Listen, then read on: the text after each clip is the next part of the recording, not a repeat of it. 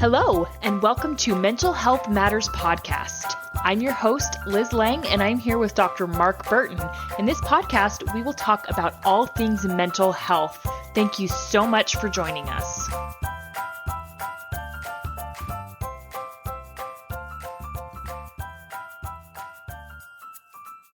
Hello, everyone. This week, Dr. Burton and I are going to talk about navigating strong differences of opinion. And our main focus is going to be difference in religion and politics in relationships, because those are some big ones. And in Utah, I would imagine that happens quite often, given the heavy religious prevalence in Utah. So I'm going to start out by sharing my own personal experience. And this is just a very, very close friend that I have. And we're going to be talking mainly about couples who've been in a relationship for a while, or, marriages, that kind of thing. But my closest friend from college, we were roommates and we're still really, really close, but neither of us was really very political up until right around the time the pandemic started and the whole impeachment thing started. And around then, we both started really getting into politics. Well, it turns out we're on opposite sides. We have very, very opposite views politically, but we're still really, really close friends. It hasn't altered our friendship. And I think the main reason for that in our situation is, for one, we're not married. And for two, we just don't really talk about it a whole lot. But, we live in different states, but we still talk at least once a week. And there's so much else going on in our lives that we have plenty of other things to talk about, that we just don't really talk about politics. And for us, that works great. So for other couples, how have you seen couples navigate a strong political difference in opinion? So the subject of, religious differences and political differences, those are the two main ones that I see in the office where there's some sort of conflict and the couple's trying to work it out. I think that this past election cycle and the past 4 years have been a little bit different, just because there are really heightened emotions on both sides of the political divide. And so here's one example. I'll start with an example. This is a couple that I saw, and an older couple, I think second marriage, and very different political views. They didn't talk about it, though. They assumed, and I think that they'd been married a while, and they assumed that it was okay because the emotional environment wasn't very strong. And so, they didn't really have a lot of reason to get upset with one another. But when Trump became president, there was a lot of divisive rhetoric going on in the country. And so that's what happened within the household. And so something that had not been a problem then suddenly became a problem with, restrictions on, you can't listen to that, or I don't like hearing that. And it became, the problem with it was there was a lack of what I'd call communication around the issue, because they're both in their own perspective corners, trying to defend their views. And so I don't know that it worked out well for them. But I think you're going to hear during this episode, you're going to hear me use the word empathy a lot, which actually I probably use empathy a lot during a regular session throughout the day, or my sessions throughout the day, because I think that's what's missing. So if you think about I'll talk from a broader perspective of the country. I think that what's missing is the ability to really see the other person's position. And so we demonize the other person, if we have differing views. Now, fortunately, you and your friend, you don't do that.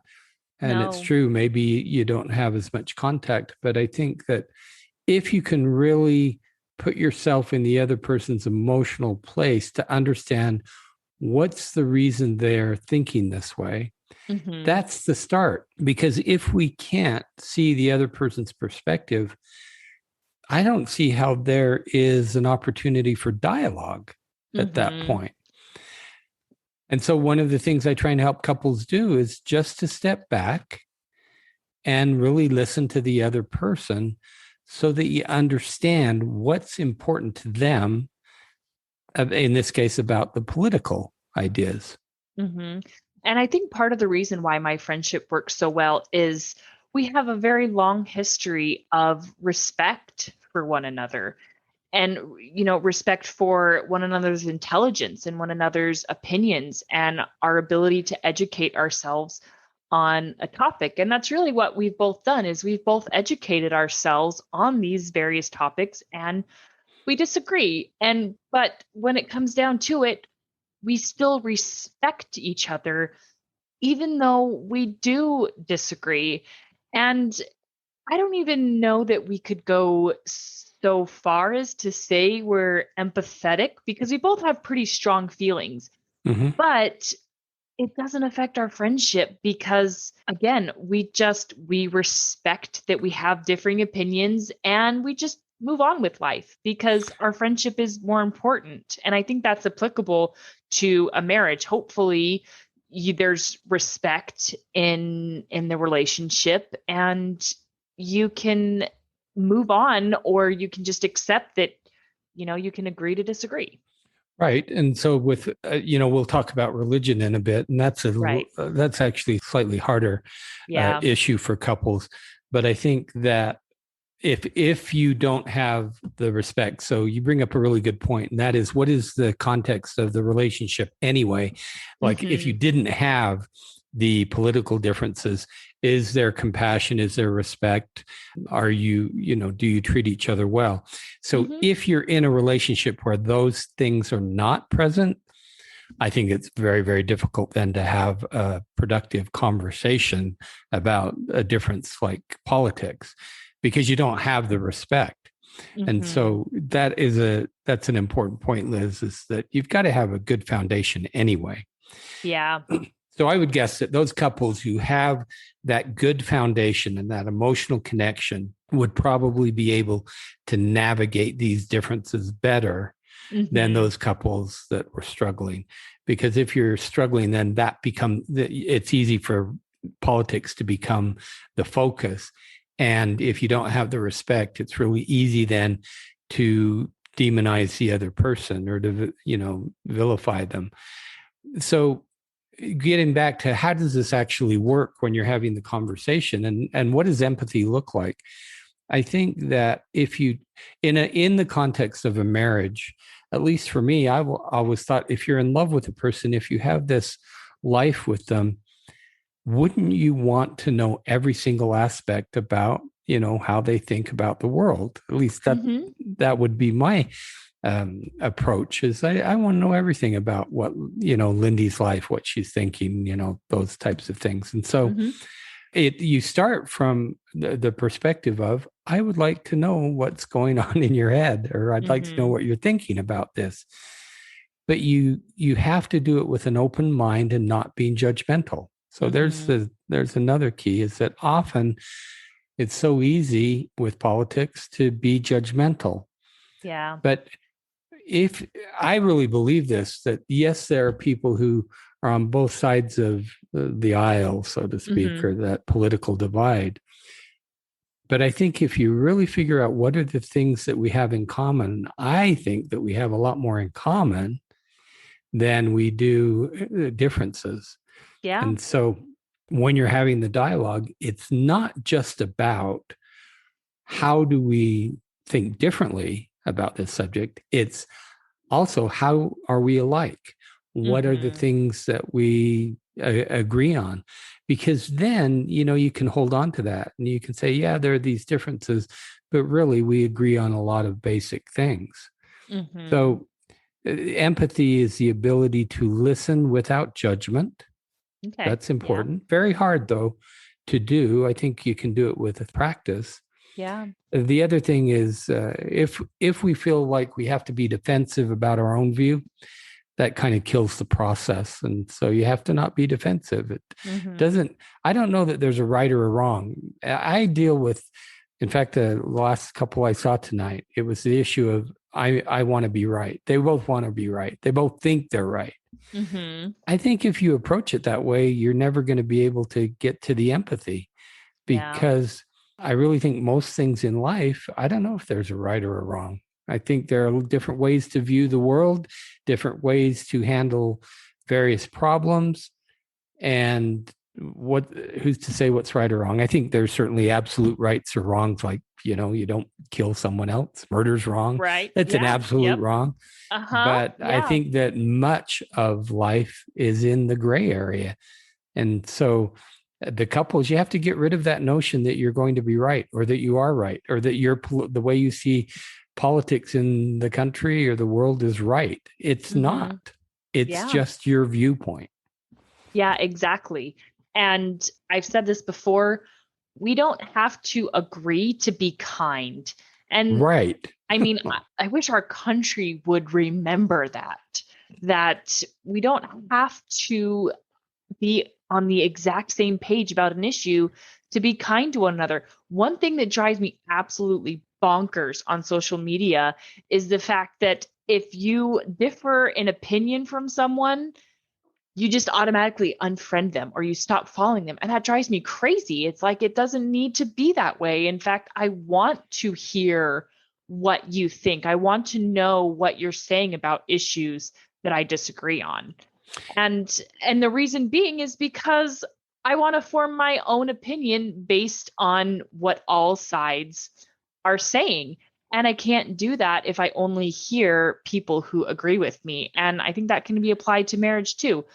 You should want to hear their thoughts and their opinions on this controversial subject. Right. And I think in some ways, a lot of us have lost the ability to be civil with one another. And so when you Yes. say, you can disagree and still be kind, that's absolutely true. Here's a story that, tells my age. I remember when Reagan was president. You Mm-hmm. probably weren't even born when Reagan was president. But so Reagan was president, and Tip O'Neill, so Reagan's a Republican, Tip O'Neill's a Democrat, Mm-hmm. was the Speaker of the House. And they would disagree. And this story is verified by a lot of people that, yes, they would disagree, and they might even say, harsh things in the paper, but then at night they'd go off and have a drink together. And so they could still be kind and socialize Yeah. and have different ideas on which way the country ought to go. And so somehow we've lost that ability to Oh, be yeah. civil and to be kind in the face of difference. Now, one of the things that there's a book I love, it's called Getting the Love You Want. I may have mentioned it before, by Harville Hendrix and his wife, Helen LaKelly Hunt. And one of the things he likes to say, which I pass on to my clients, is one of the primary tasks of marriage is to learn to be comfortable with difference. You don't marry yourself, you actually marry someone else. Right. And so to assume that we're going to think the same way on every single subject, that's just a mistake. It rarely happens. Oh, And yeah. I hear people say all the time that, oh, we're so different. How can we have this relationship? Because everybody who gets together and gets married is different. Mm-hmm. They're just maybe differing degrees of those differences, but it's really the ability to be comfortable with difference. You do not have to think exactly the same way I do in order for me to have a relationship.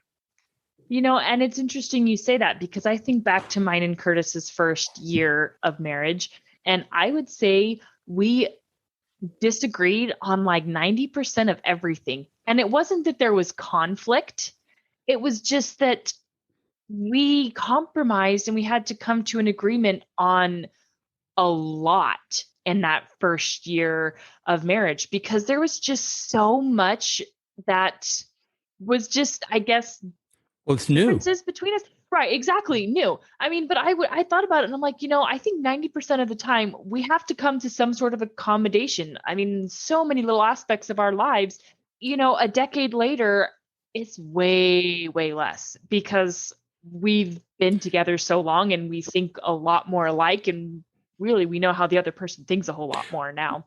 Well, you just verified something that I say to most couples. I see a fair number of couples who come in either right after their marriage or even for premarital counseling.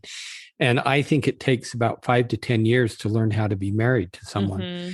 And it's just exactly what you were talking about is, we fall in love. And I think we have this, I don't know if it's a Disney-esque idea of marriage or this fairy totally tale. do.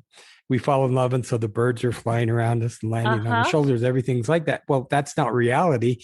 And so just because we love someone, dearly and passionately does not mean we're going to agree on everything. And so there are always, I think in every marriage, there are always bumps, and that throws people off. That, oh my gosh, what did we do? Here's this kind of bump. And I say, relax, it's a bump, learn from it, and make the adjustments or the accommodations or the compromises that are necessary in all marriages. And so just because, speaking to couples who might be, maybe they're have different political ideas, that does not mean that you can't have a good relationship. Another one that betrays my age, Marlee Matlin and James Carville. James Carville worked for Clinton in both administrations of his, and Mary Matlin worked for Bush, and they've got married, and I think they have a pretty good relationship. And so somehow, those are pretty opposite ideas about politics, but somehow they made it work. So it's all about listening. And I know sometimes it probably sounds like a broken record. It's about listening and empathy and trying to understand the other person's perspective without being judgmental. Yeah, definitely. So the harder one would, I think, definitely be religion. And I got married when I was 19 to a guy I had known less than a year, which is definitely the craziest thing I've ever done in my entire life. But, I might agree with you on that. But I know it was the right decision. And it wasn't just something I just happened to take a chance on. I knew that it was right. And in a big part, because the number one thing that Curtis and I were looking for in a spouse was someone who made religion a priority in their life. Right. And that was both me and Curtis. And it's been the foundation of our relationship, and it's made us highly compatible, and it's given us this ability to overcome a lot of things. And I feel like my marriage is a success. So I think either one of us might feel devastated if the other one were to leave the religion or, leave the faith. So let's talk specifically about that first, because I would imagine this is something you see quite often. I do see that. Yeah. And it comes in a couple of different contexts. One is certainly the way you described it, where both people are practicing members of a particular faith, and then sometime within the marriage down the road, one of them changes. And so that's one context. The other context is that you actually get married knowing that there are differences in religion. One is, one faith and one is the other faith. And the issue that you really have to be careful of there is that both people in the marriage they're fine with it. They're fine with the difference. When do you think that changes? I know you're going to know. When you have kids. So I try and say, you're fine now, but you've got to think about when you have kids, then what happens? Because one or both of you may want to then raise the children in your particular religion. That's when it becomes a problem. And so I think it's really important, if you are of different, well, even if you are of the same faith, but if you're of different faiths, you got to talk about it before. Yeah. And I think that to really understand where is the other person coming from? And if you're in the same faith, I think you'd want to understand what is the strength of the other person's faith, so that you know going in. But again, I believe that you can have those differences and you can still have a good relationship. You have to be able to accept the differences. So in the second one, which I certainly have seen before, is usually what happens, so you both start out in the same faith, and often what happens is an event happens, and it can be, different events that cause the one person to question their faith. It usually starts out with just questioning. And then, at some point they may lose the faith or want to move away from the faith. So what does the other person do then that is still active in the faith? And I think first and foremost, again, you've got to have the dialogue. Yeah. And it's going to be really easy to be judgmental of each other in that particular case. Like, even so, the people who then leave the faith, it's easy for them to point to the other and say, why don't you see it the way I see it? I mean, that's what I hear, can't you see this? So it's so clear. It's the why question. Don't do the why question. Don't ask the why.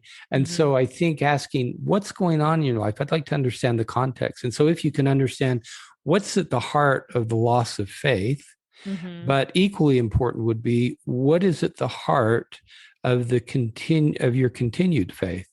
Yeah. And once you can get there, then I think you can accept each other's differences. But again, what becomes the problem? What is the problem is typically the children. Yeah. So if you're in a relationship without children, often those differences in faith aren't a big deal. Yeah. But when you have children, then the question is, okay, what are we going to teach our children? That is a very, very tough negotiation. Yeah. And so I've seen it done many different ways. One person might say, oh, it doesn't matter to me, raise them. If it's really important to you to raise them in your particular faith, go ahead. Now, that's one way to approach it, but that's not always the way the other person is. I mean, the other person, I've seen this with often the person who leaves the faith becomes an atheist. And so for them, it becomes really difficult to even talk about the idea of God or how do we raise children. I don't believe there's a God. So how do we raise our children with these differing viewpoints? So again, that's tough. And I think usually the way, because if you've got young children, again, it depends on the age of the child, right? Because a kid who's 5, they aren't going to understand anything. And I think you have to have age appropriate conversations. So, one way to approach it is you raise the child in the religion, but at some point, and this happens naturally for adolescents, often part of the adolescent process is to question, what it is they're being taught. And so I try and help them see that there is going to be a natural time when this whole idea is going to open up. But I don't think you ever hide anything. You're never dishonest with kids. And and I think that it can also be a great learning experience for kids. Oh, mom and dad, think differently about this, but they still love each other. And they're still good parents to us. I mean, they're thinking those thoughts exactly, but that's what's happening for them. And so I think it really reinforces that idea of difference is okay. But then, for the couple, you have to really have a plan. I think you've got to have a plan for the children. Yeah.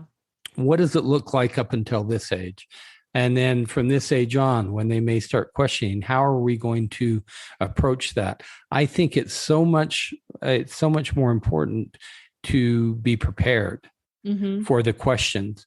And I think as parents, if you sit down and you think, okay, what are the possible questions that our children might ask? And you can come up with a whole list of questions. And okay, what are the answers? How are we going to approach this? Because like anything in parenting, you want to approach this as a team. Yes. That you want to be a team. You want to be on the same page. And I think the very best way to do that is to have the conversation before. So I think that marriages can survive this type of thing, even with people who are, really faithful and active in a particular religion. And for a lot of religions, the most important thing is that family unit. Yeah. Which I tend to believe that anyway, within or without the context of a religion. I think that what we have is, our little family, the father, mother, or the father, or the mother, mother. I think any family constellation is important. Yeah. And I think keeping that family together really, for me, that's my own personal opinion, is more important than the religious activity. But you can only do that if you have a good dialogue and decide on the same page how you're going to raise the children. Right. And I think really what it comes down to is love. Yes. Do you Yeah. love each other? And Well, if the you love respect too. exactly, and the love and the respect. And so what this reminds me of and what I keep thinking about is a friend of mine who I went to high school with, and she had a baby with this guy who went on to marry someone who was a member of the Church of Jesus Christ of Latter-day Saints. And so he married and had his own family with this girl. And my friend she's not interested in the church. And they never ended up getting married. And so for her, it's not a problem. But they have this kid together. And so they have a parenting plan because they obviously co-parent. And in this parenting plan, I think what they have said is that until their daughter that they have together is age 12, she can't make any decisions. And I felt like that is really fair and really reasonable because she's given two very, very different, well, I guess not very, very different, because her mom is also has a very strong Christian faith. Mm-hmm. Just it's very different than her father's. And so I think that could almost be helpful is why don't we let the kids decide when they're older? And she hears both sides. She will be able to make her own decision about it. And I thought that was really reasonable and really fair. Yeah, I agree. But what you said just reminded me of another point. It kind of goes back to the way we were talking about politics. Mm-hmm. And that is when I said it's really important to focus on what are the things that we have in common. Mm-hmm. So if you think about the religion, let's say you're both Christians and just different faiths, there is a lot of commonality there. Oh, yeah. And so, as parents, you can focus on what are the common things, what can we agree on? Mm-hmm. And then at some point down the road, the child, is better able to look at the sides and make the choice. So, that's not a bad plan. But I think the important thing you said, when you started talking about your friend is they have a plan. They've got a parenting plan. Yep. I think the mistake that parents make or that a couple makes is that not talking about it, not having a plan. That is a big mistake. Yeah. And I know it can be hard because in Utah, and particularly in the church in Utah, baptism is at age 8. And right. So I think it can be difficult because a lot of parents feel this urgent need for their child to make that decision. But I think it's a good thing and it's worth meriting to at least, I think it's worth waiting for that child to do that, right. and you need to have that dialogue because at 8 years old, I mean, children, they're still learning and they're hearing both sides, and it's not fair to make them choose is really what it comes down to with kids. Don't make them choose between their parents' faith. Yes, I agree with that. That is really important. Yeah, let them make the decision when they're older. Right. When they have the cognitive ability to do that. And I think it does come, in those adolescent years and they start question. It's a natural process for them to question anyway. But I think the takeaway, from our dialogue is about having a plan that I really believe that those differences should not mean the end of the marriage or the family. I think that's a huge mistake. I think that, how you keep the family together and how you show respect for these different views, and then the plan you have together for the children. I think that's how you navigate it. Yeah, exactly. Okay, so I know we're running short on time, but I think there's another really important topic that we could hit on that's kind of a big one, and that's in terms of healthcare. So right. mine and Curtis's, yes, and mine and Curtis's very first argument as an engaged couple was about having kids. Ironically, okay. Well, maybe not ironically. So I said, I'm never having a baby in a hospital. And he goes, I never want to have a baby anywhere but a hospital.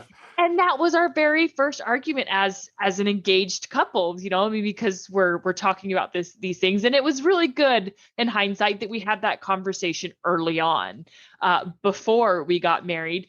And so how we compromised is because I really wanted to do a home birth and have that home birth experience, and not because I don't like hospitals. I met very few doctors that I actually like. Mm-hmm. And so, I really want to do the home birth and with a midwife. And he said our compromise was midwife in a hospital. And that's what we did for all 3 of our kids. And it was fantastic. I absolutely loved it. But see, the important thing you're saying is there's a compromise. And I think in most issues, there is a compromise. The one where there isn't a compromise is whether we have a child or not, which I actually run into that often. One wants a child, the other doesn't. There's no compromise there. Is a dog a compromise? Does that count? Well, yeah. No. I had a grand dog, for quite a few years before I had any grandchildren.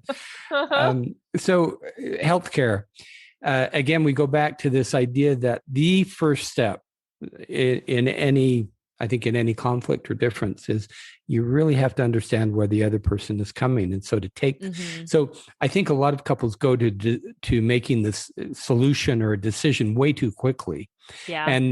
And so for a lot of issues, there's really shouldn't be a rush to come to the decision. And so take the time to understand what are the other person's priorities. What's the emotional content? See, I would guess that having a baby at home, there was probably a lot of emotional content wrapped up in it. Yeah. And I think before you can really make a good decision as a couple, you have to understand what that emotional content was. But I would guess for Curtis, exactly the same thing, that there was probably a fear. I just guessing that the issue is fear, right? Yeah. Yeah. And so you have to understand the fear and go to the emotion.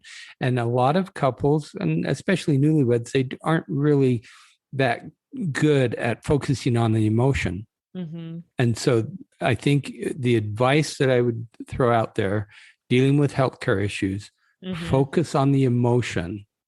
Because I think typically there's a lot wrapped up in what it is we want to do. And then make a compromise. Yeah. And I think that could be applied to what's going on. Well, currently with the pandemic too, is there's a lot of, I don't know if I want to call it political divide. I mean, this pandemic, unfortunately, has become really political. But there's a lot of strong differing opinions. And I think the same thing could be applied to a couple if you have one who's just feeling just really, really scared and really nervous about it and fearing for their health. And the other person is like, I don't get what the big deal is. You mean talking about the vaccine or just the vaccine, the virus in general? Just the virus in general. I think it's applicable for both. You're right. You're right. And so it's about the dialogue. Yeah. And seeing the other person and understanding where they're coming from. And I've experienced this in my own family between 2 family members who one was very, very concerned and to a point they had some reason to be. And then this other family member was like, we can't live in fear all the time. And they had to come to an understanding. And how that started was, again, the dialogue, but again, empathy. I mean, if there's a subtitle to this episode, it's dialogue and empathy. That's that it. Would be that I would agree. be I agree. That's how we could sum up this episode. Is That's dialogue your and takeaway. empathy. Yeah. That's all you need to remember. Yeah, exactly. So everyone, that's it for today. Dialogue and empathy. Thank you so much for joining us. We are going to circle back around to the topic of addiction. I know we were supposed to cover that back in April and we didn't get to it. So we're going to take another shot at that next week. So be sure to tune in for that. Have a question for Dr. Burton? How about a topic you'd like us to cover? Send us an email at mentalhealthpod21@gmail.com. This podcast was produced and edited by Liz Lang. Music is by Audio Lounge.